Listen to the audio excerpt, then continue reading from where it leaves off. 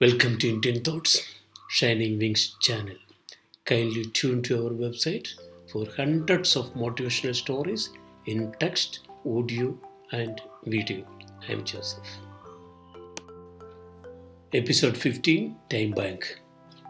There is the story of an American attorney who went to a village for bird hunting. There, in those large wheat fields, he knew that big birds come regularly. He stood aside the rail, marking the border of one of the fields, aimed one bird, and shot it down. It fell on the other side of the rail. He bent through the space between lights and crossed the rail to take the bird. It was an unusually big bird, big enough for one family meal. He took the bird but heard a shout. "What the hell are you doing here?" The attorney turned a little and saw a lean old man there. He looked like the owner of the field. The attorney gently replied that he had come to take the bird which he had shot. The farmer argued that the bird belonged to him because it fell on his property. Warm arguments turned hot, and the attorney was not ready to submit. Right or wrong, he argued that there were clauses in the US Code of Laws that say flying birds belong to none but the hunter who shot it. But the farmer was not ready to leave the bird to the attorney. It seemed that anybody might jump upon the other any time. The attorney told the farmer that the matter will be taken to the court. The farmer replied that there was another unique technique which they follow in that village, which settles all sorts of disputes and fights in no time and that very easily. The attorney was anxious to hear about that. The farmer said that both the parties were summoned and were asked to keep kicking the other. The lean among them kicks first, then the other, then the lean, and it will continue until one of them submits. Because the attorney knew that he is much stronger than the slim farmer, he agreed to it. The farmer got ready to give the first kick, so he did it, hitting the attorney at his lower belly. The attorney screamed aloud. He had never imagined such a powerful stroke and that from such a thin human being.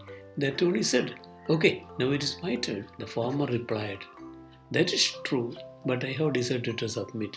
You may take the bird." He turned back and walked away. The face of the attorney was all red with shame. The story says that even those people who are overconfident on their extra smartness may fall ashamed many times. Always there should be some legible thinking before every act. When it is old age, no smartness helps because physically returning a kick is not possible at all.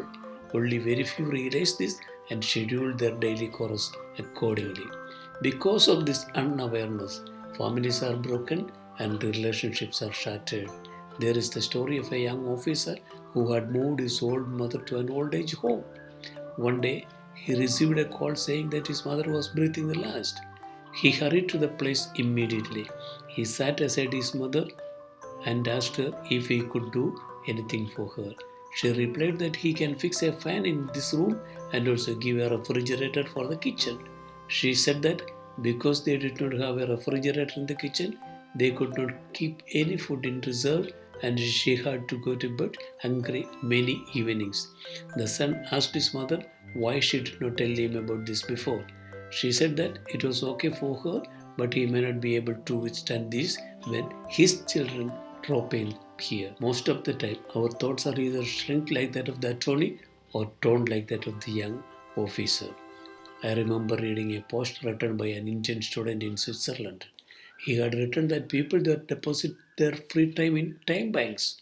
The officials there will let the depositor know where they may have to spend their service time. Sometimes it could be in palliative care and sometimes helping another purchase grocery.